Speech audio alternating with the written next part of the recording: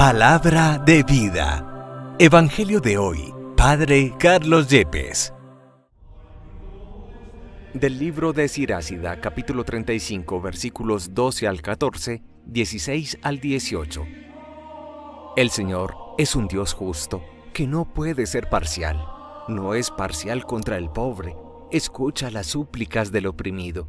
No desoye los gritos del huérfano o de la viuda cuando repite su queja. Sus penas consiguen su favor, y su grito alcanza las nubes. Los gritos del pobre atraviesan las nubes, y hasta alcanzar a Dios no descansa. No ceja hasta que Dios le atiende, y el juez justo le hace justicia. Palabra de Dios. Te alabamos, Señor. Salmo 34. Si el afligido invoca al Señor, Él lo escucha. Bendigo al Señor en todo momento. Su alabanza está siempre en mi boca. Mi alma se gloría en el Señor. Que los humildes lo escuchen y se alegren. Si el afligido invoca al Señor, Él lo escucha. El Señor se enfrenta con los malhechores para borrar de la tierra su memoria. Cuando uno grita, el Señor lo escucha y lo libra de sus angustias. Si el afligido invoca al Señor, Él lo escucha. El Señor está cerca de los atribulados, salva a los abatidos. El Señor redime a sus siervos, no será castigado quien se acoge a Él. Si el afligido invoca al Señor, Él lo escucha. De la segunda carta del apóstol San Pablo a Timoteo, capítulo 4, versículos 6 al 8, 16 al 18.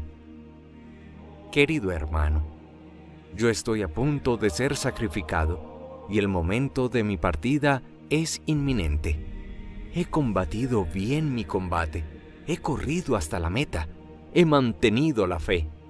Ahora me aguarda la corona merecida, con la que el Señor, juez justo, me premiará en aquel día, y no solo a mí, sino a todos los que tienen amor a su venida. La primera vez que me defendí ante el tribunal, todos me abandonaron y nadie me asistió. Que Dios los perdone. Pero el Señor me ayudó y me dio fuerzas para anunciar íntegro el mensaje, de modo que lo oyeran todos los gentiles. Él me libró de la boca del león. El Señor seguirá librándome de todo mal. Me salvará y me llevará a su reino del cielo. A Él la gloria, por los siglos de los siglos. Amén. Palabra de Dios. Te alabamos, Señor. Del Santo Evangelio según San Lucas, capítulo 18, versículos 9 al 14. En aquel tiempo, a algunos que, teniéndose por justos, se sentían seguros de sí mismos y despreciaban a los demás, dijo Jesús esta parábola. Dos hombres subieron al templo a orar. Uno era fariseo, el otro un publicano. El fariseo erguido oraba así en su interior: Oh Dios, te doy gracias porque no soy como los demás, ladrones, injustos, adúlteros, ni como ese publicano.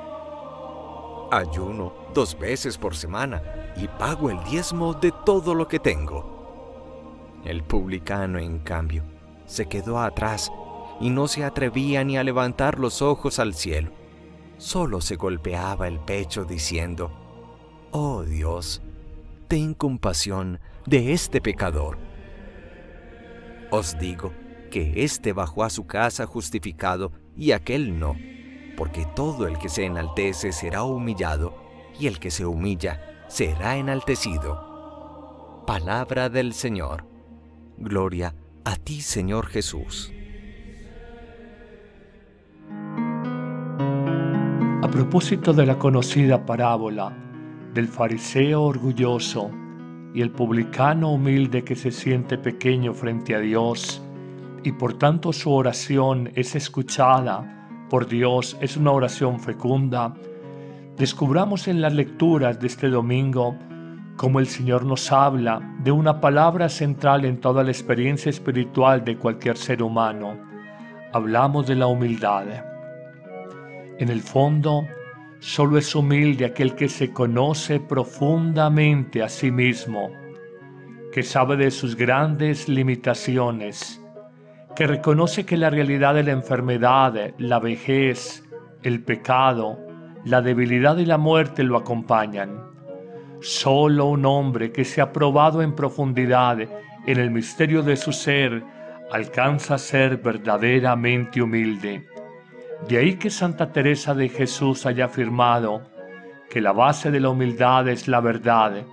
Por el contrario, la soberbia nace de un corazón de un ser humano que vive engañado, que no se conoce a sí mismo. Pero en una segunda afirmación, pudiéramos decir que nos lleva a descubrir la verdad profunda del hombre cuando meditamos esta reflexión: todo lo bueno que tengo en mi vida es regalo de Dios. Por el contrario, todo lo malo que hay en mi vida es obra mía. ¿Qué tenemos que no hayamos recibido del buen Dios?, dirá el apóstol San Pablo. Y si todo lo hemos recibido del buen Dios, ¿por qué nos enorgullecemos? ¿Por qué nos envanecemos? La verdad es que si en ti hay alegría, hay generosidad, hay bondad, hay espíritu de servicio, esas virtudes las ha colocado Dios en tu corazón. Pero por el contrario, si en tu vida hay egoísmo, mezquindad, envidias, murmuraciones, es obra tuya. Medita esta sencilla afirmación y descubrirás un hermoso camino para aprender humildad en la vida. Pero continuemos con esta reflexión y miremos una tercera afirmación. La vida nos enseña un camino de humildad. Cuando somos jóvenes, rebosamos de juventud, belleza, vitalidad, sueños. Hay ciertamente una etapa en la vida donde todo se nos da una carrera profesional, se nos da un buen empleo, se nos da la mujer o el hombre de nuestros sueños, se nos dan unos hijos. Pero también la vida en su sabiduría nos enseña que hay momentos para partir, y es cuando empieza la vida a quitarnos la juventud, la salud, la vitalidad. Otros nos desplazan en nuestro trabajo, vienen a ocupar nuestro lugar, nos visitan los años, las enfermedades, perdemos los papás, algunos seres queridos.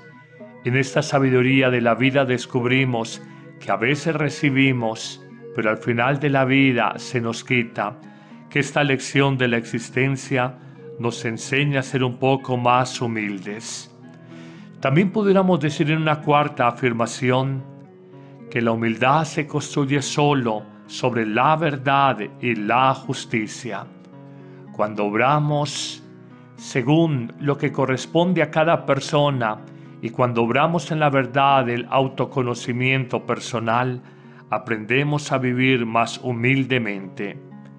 Pero quizás es una quinta afirmación que es preciosa sobre el tema de la humildad, es que solo el hombre humilde es libre de corazón, libre frente a los aplausos, las alabanzas, los elogios humanos, y libre también frente a las críticas, frente a las invectivas, los señalamientos envidiosos.